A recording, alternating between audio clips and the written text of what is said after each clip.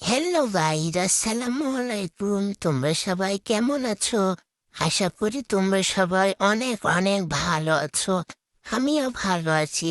আজকে আবার চলে আসলাম তোমাদের মাঝে আমার আরেকটি আজাইরা ব্লগ নিয়ে। গাইস, আমার তো আর ভয়েস দিতে ইচ্ছে করে না। আমি কি বলবো বুঝতে পারি না। একটা কাজ করা যায় গাইস, তোমরা কমেন্টে কিছু কিছু গল্প লেখো, যার যার জীবনের গল্প জানো, আমি ওটা ভয়েস দিতে পারি। আমাকে একটু হেল্প করো, না হলে আমি বুঝতে পারছি না কি ভয়েস দেব।